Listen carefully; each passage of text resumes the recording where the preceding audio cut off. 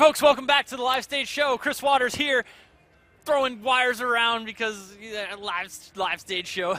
And joining me to my left is Chad Moore from Carbine Studios, here to take a look at WildStar, a new MMO. These guys have it's just in beta now. You guys have had it out there for a little bit. I can tell because in the twitch.tv/GameSpot chat, we already have people clamoring to see the new stuff. Yeah. Because you guys have been making some announcements this morning. Yeah, so we had a panel today where we announced our 2 new races. And we revealed our new personality video where we sort of, 2 of our sort of established video characters came in to tell you guys about, the 2 new races. Yep. And I think we have that video here, so yeah, let's take it. We're going to fire up this video in just a sec for you folks to get a little flavor for what WildStar is all about, and then we'll jump into some gameplay with the new playable race. But first, check out this trailer, just debuted this morning.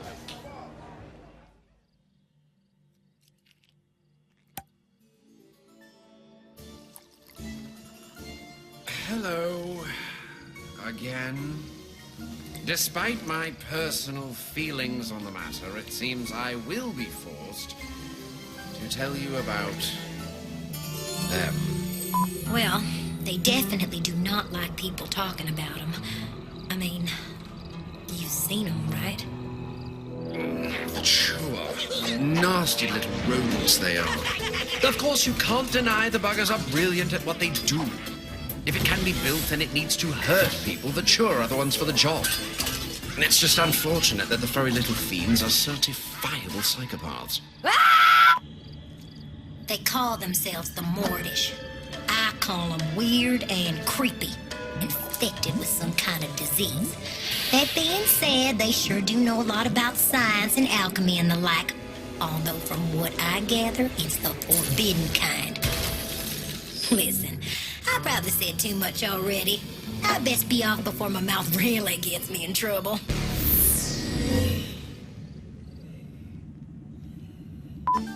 I suppose every great empire has a dark, cutely grotesque underbelly. Personally, I do my best to avoid the little demons. I find my life is much easier that way. Oh, not again.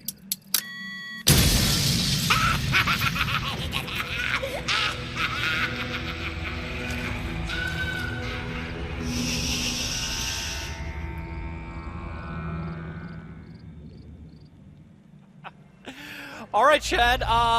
Nicely done. So, as you folks can immediately see, WildStar, an MMO with personality, an abundance of it, and you guys sort of talk about how it's an epic adventure. That obviously an MMO, you got tons of gameplay and a whole planet to explore, and then some.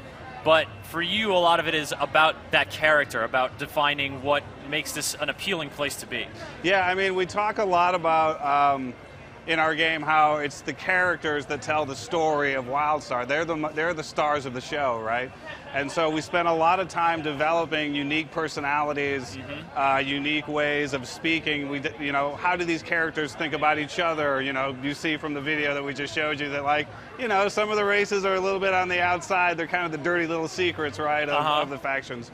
But we really feel like that personality is something that really makes WildStar unique. Not just from a marketing standpoint, obviously, but from a gameplay standpoint. Sure. I mean, these personalities are things that you're actually going to experience a little bit when you play the game. And speaking of playing the game, we're looking at the game in action right now, and the new playable species as well. Yeah, that's right there. This is a Chua. We're in a zone called Dune, which is a low-level Dominion zone.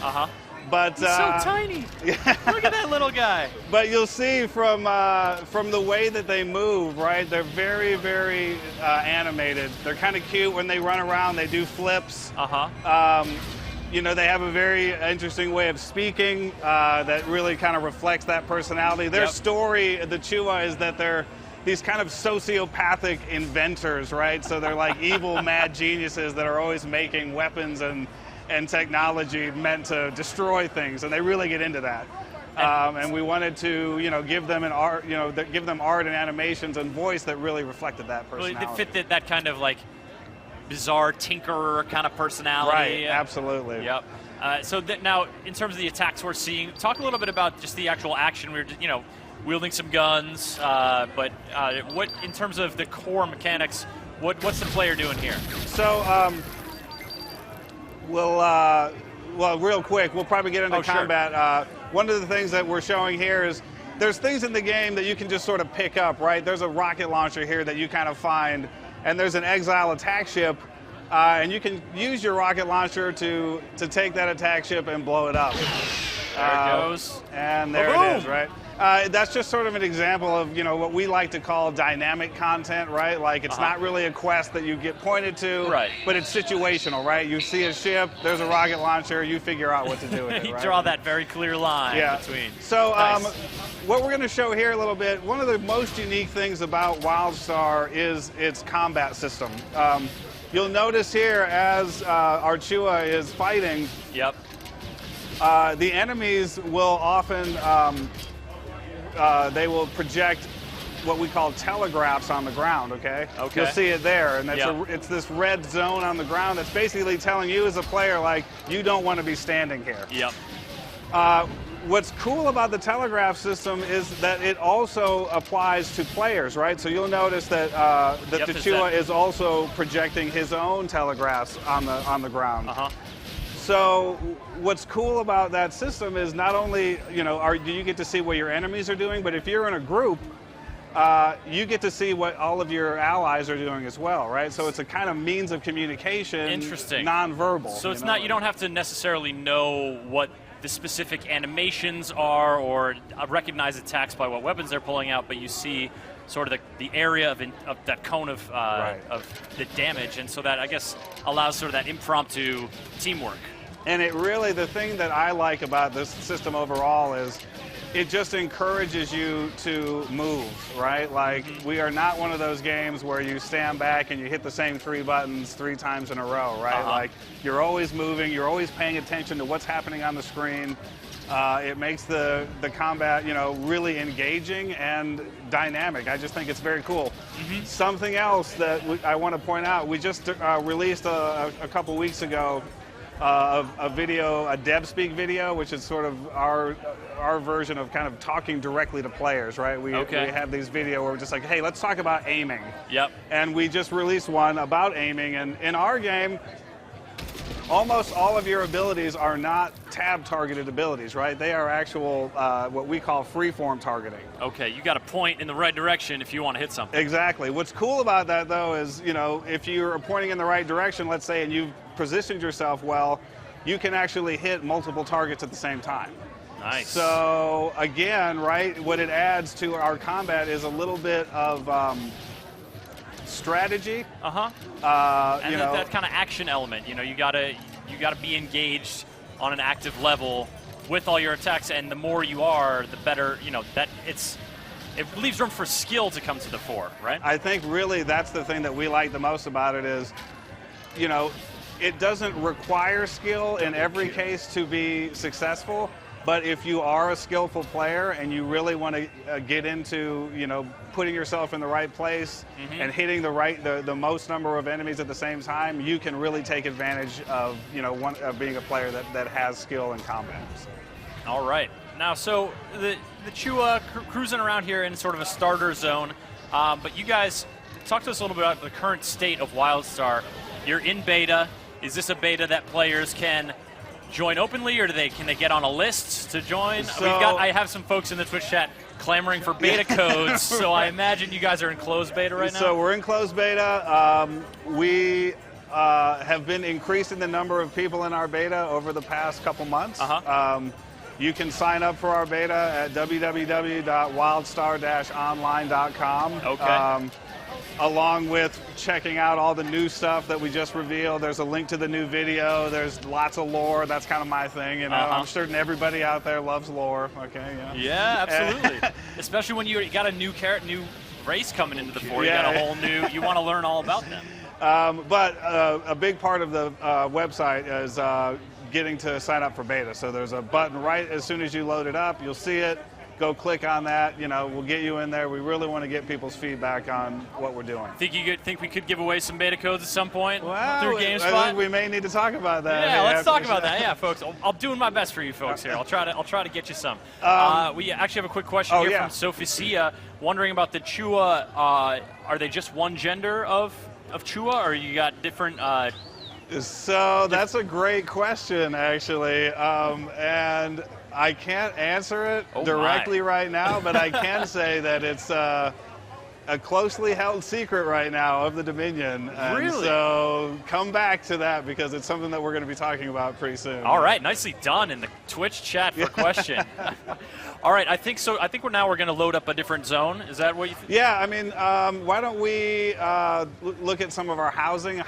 We actually have in WildStar. So this was something that struck. Yeah, this was something that struck me as I was reading up on WildStar. Is you have classes that involve like settler and scout, and you're talking about housing as sort of like a viable endeavor within an MMO. And you're like, wait, that's not. Anyways, I'm intrigued by it, but now you're like making like you're in the movie Big and running on a giant keyboard, and there's a Ferris wheel out there? So what is going on? What we're showing here is we've got a massive amount of things that you can buy for your house plot, both for your house itself and your house plot. So what you're seeing here is when you buy a house in WildStar, you buy it from Protostar, who's one of our sort of in-game races. They're kind of this huge intergalactic corporation, right? Okay. They're here to make money. And they figured they could sell even more houses if they tore big chunks of the earth up and then floated them in the sky. Hey. So when you buy a house, it comes with a plot, a big floating island up in the sky. Oh, so it's your own little island. Yep, exactly. So there's two ways that you can develop your house. This is a large house. Yeah, in WildStar. You can develop the interior. You'll notice here that we have full positioning and scaling controls for everything that you buy. So if you want to make that murdered, horrible lizard crocodile beast like the main feature of your boudoir, you're all good. You can set the mood. Something else to notice here, like if you know anything about WildStar, you might recognize that the decor in here is Draken. It has a very Draken feel. We're going to sell sets of decorations for your house. So let's say you're in Orin, and you bought an Orin house, and you want to decorate your house solely in Orin ornamentation, then you're going to have the ability to do that. Okay. I'm getting flashbacks. A lot of my coworkers are super into Animal Crossing New Leaf on the 3DS right now, and so if I have to look at another house that they've put hours and hours into, I'm going to go crazy. But you know, it's a testament to how much people love that customization. I think for me, the really cool part about the housing system in general is it allows you to have this thing that is a true reflection of who you are, both as an individual and as a player. You know, the people that really get into housing, I think, are going to love the fact that we've given them so many different options to personalize this space, right? And there's a lot of our systems that tie directly into housing. So like we have crafting, where you can make custom pieces, right? And then sell them to other players or put them in your own house. So this all plays into the economy as well. Exactly. And what we wanted housing to be was this really core primary pillar, right, of WildStar's experience. So it wasn't just a cool place, you know, that you could buy a house and hang out with your friends, but it was also tied into a lot of the other systems if you're the kind of player that likes to. And I mean, if you're talking about a house like this basically, in a way, it becomes a monument to your achievements in the game, you know, and I'm sure that I can imagine that certain housing items are quest rewards. Right, and, like perhaps you get the head of a certain boss that you can put up there, you know what I mean? And then I don't know how you go about getting a giant neon keyboard that you put in the side yard, but I don't imagine it's very easy. No, I mean, that's, we didn't really talk too much about this, but out here, you'll notice that there are plugs on the ground that you can put specific things into. So here, you'll notice there he's putting a window on the house. On the ground, you can put things like cannons and wells or whatever you want. There are also these big sockets that are around your house where you can put things like Ferris wheels, right? If you happen to be that kind of person, or your own piano, right? That you and your friends can play songs on. So you can't invite your buddies over to your house. Absolutely. Of course.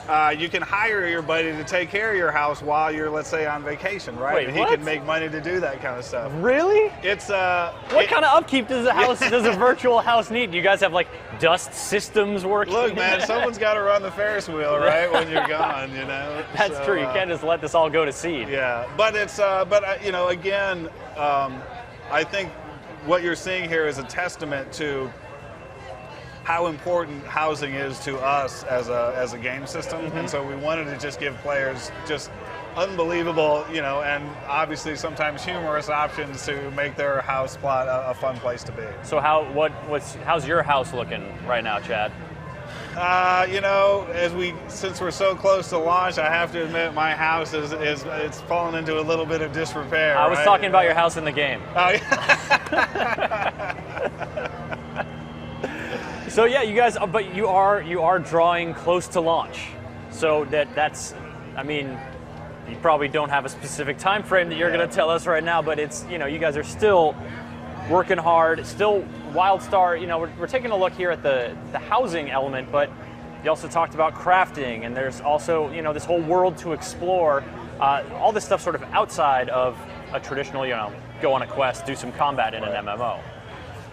And lots of lore to explore, lots of personality as well. You guys have some PvP arenas in the mix as well? We've got PvP, a whole PvP system. One of the big things that we talk about that we're really focusing on as a company is what we call Elder Games. Elder Games. And that sounds like a big event. It's a number of big events, right? Oh, okay. It's content that happens after you reach level cap. We felt that one of the easiest ways to sink a super successful game is to not have things for players to do once they get to the end. Yeah, it's right? like, hey, thanks for playing our game. Right. That's it. So we're focusing lots and lots of our effort and time on developing systems that you do after you get to cap, right? Mm-hmm. One of the systems, the reason I bring it up is, as far as PvP is concerned, we have a system called the War Plot system. Okay. Which is where you basically get 2 teams of 40 men apiece that develop their own death fortress, so you can upgrade it with weapons, or you can capture raid bosses and unleash them on the other team's fortress. Oh, really? And then you just go toe to toe. Wow. And it's sort of like raid level PvP.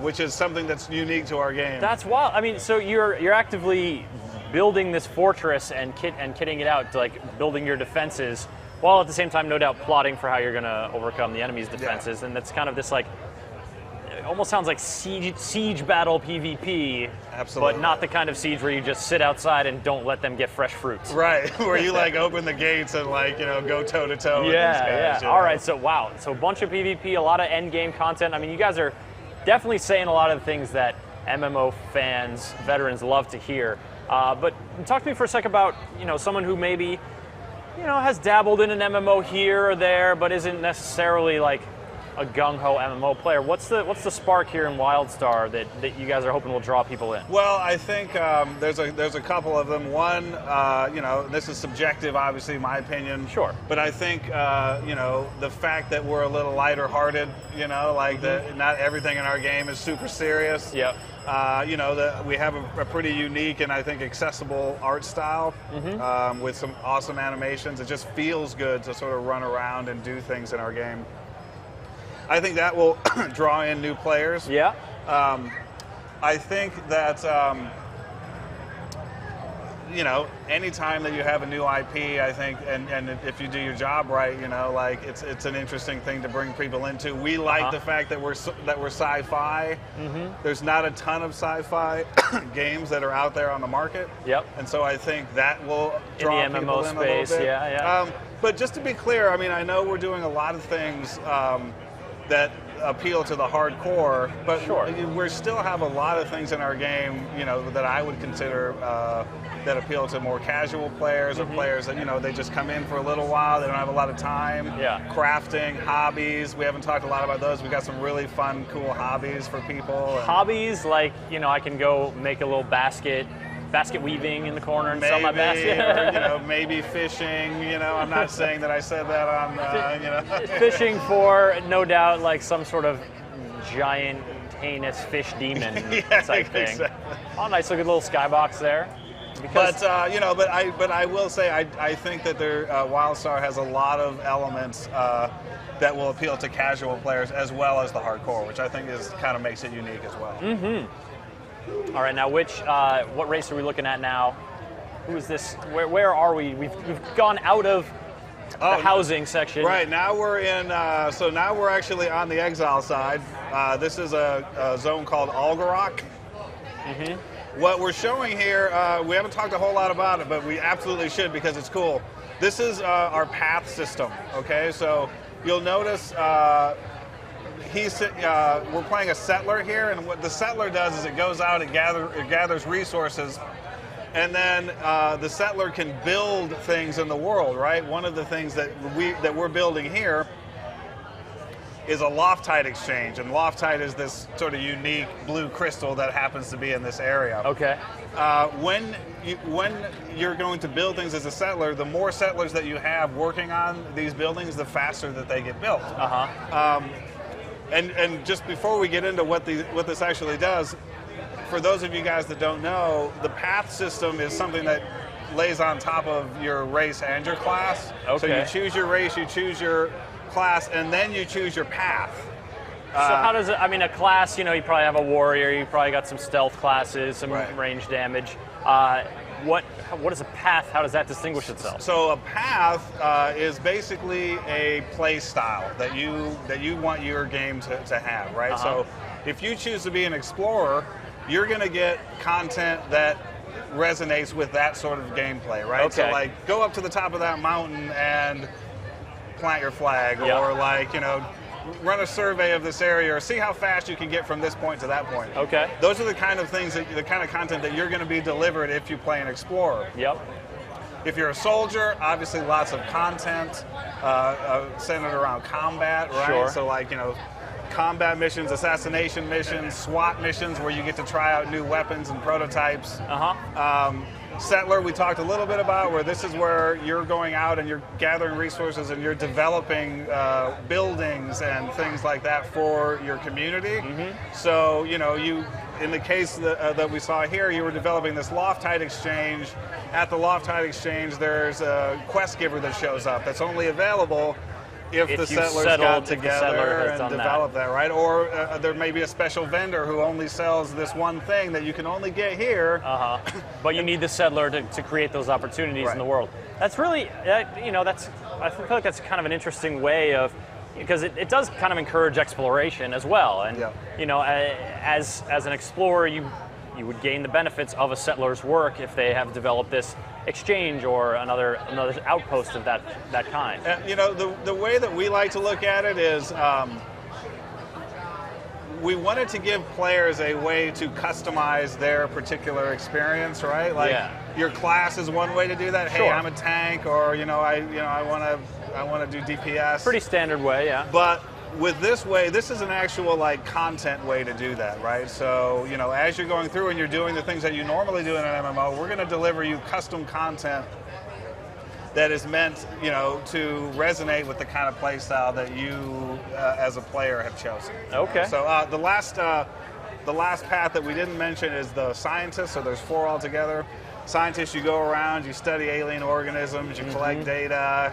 Oh, it's not like sit in the lab, measure out. Right. It's field scientists. It's like get out there and try to survive, like in one of the most dangerous and hostile alien planets in the galaxy. Go identify what those species are. Yes, the ones with the big teeth and giant muscles that are looking at you in a sinister fashion. Yeah, exactly. Cool. So that's now. Is there any? You choose a path and then you sort of walk that path. Can you then work on another path, or is that pretty much your character walks a path and that's where all your you carry that through to the end? It's pretty much the same choice as when you make your class. Okay. So we sort of feel that the choice of your path is really inherent to the character that you've created. Yeah. And so currently you don't actually switch between paths. When you pick soldier, you're going to be, at least for that particular character, you're going to be a soldier till the end. Right? Sure, sure. Now, folks in the chat are telling me that we're playing as an Esper. Yes. Now, what are some of the racial characteristics of Esper? So Esper is a class. Sure. Okay, and their whole deal is that they use these psychic projections, right? To as we've seen a lot of blue glowing blades hovering in front. Yeah, all that you stuff. get these like bird things. You get this big ghost fist that comes down. Ghost fist and bird. Yeah, that's cool. I'm down with that. It's a pretty dynamic class. It has actually for me anyway, I think it's got some of the best effects of any of the classes, you know. But it's also a hybrid class, so you can be a healer as an Esper, but you can actually also do some damage as an Esper as well. And a lot of our classes sort of have that dual nature. So we didn't want it to be that just because you picked a warrior, you're always going to be the tank, right? Yeah. Or just because you picked a spell slinger, you're always DPS. We wanted to be able to have players play different roles, maybe depending on what their group dynamic is, or depending on the situation. So a lot of our classes have some that kind of flexibility. Yeah. That is nice. What's the world area that the Esper is sort of venturing on around in here? So this currently is it's a marauder camp. So marauders in our game are super nice folks who just kind of hang out, welcoming all passersby. Right. They're space pirates, and so they have kind of landed here. They're bloodthirsty, okay? Yeah, like all space pirates. And so your quest here is they've been sort of terrorizing some of the locals. Exiles stick together, and so they send you over here to kind of take care of business, And you mentioned Exile, and you've also mentioned Dominion a bunch, and these are sort of two warring factions within WildStar, is that correct? So the conflict in our game is we really wanted it to have some meaning in terms of the factions, right? So both the Exiles and the Dominion have very different reasons why they care about Planet Nexus. Okay. For the Exiles, they have been sort of run off their homeworlds by the Dominion, over the last couple hundred years. And so they've been kind of wandering the galaxy in this kind of ramshackle fleet, trying to, stay ahead of the Dominion hunters. And they actually discovered Nexus. So for them, it's sort of, it's like their new hope for a planet that they can prosper on and not just be space homeless people. And so, but the Dominion, if you get into their lore, they were actually created by the race, the race called the Eldon that used to live on planet Nexus, and disappeared from the galaxy thousands of years ago. So they kind of feel like, hey, this is our birthright. This is our joint, you know what I mean? And so the conflict between the two, we thought was pretty compelling, right? One, there's nowhere else for them to go. The other one considers this their kind of rightful kingdom, right? And there's no reconciling those two opinions. No, that especially between two factions with history like Exile and Dominion. Yeah. So this all these adventures, your sort of territorial exploration is all overlaid with a greater conflict level. And does that sort of tie into the sort of the main narrative thrust of the WildStar experience? So the conflict between the two is obviously primary to the story. But the real story, as you dig in and you're playing and you're discovering, is what were the Eldon doing on Nexus? Why aren't they here anymore? And once you figure that out, then what are you going to do about the problem that you then uncover? That you then discover. Okay. So as you're playing through the game and you're settling and you're exploring and you're fighting the other faction and you're really getting into the story of Nexus, you're also uncovering this mystery, which leads to what we call the world story, which is sort of episodic instanced content that is part of our Elder Game plan. So where you get to sort of, resolve the problem that you discover on Nexus. Very cool. All right, Chad. Well, we've seen a good amount of WildStar here, gotten a taste for combat, checked out the new race in action. We've gotten, seen some houses built, and certainly caused some envy among a lot of our viewers here in the chat.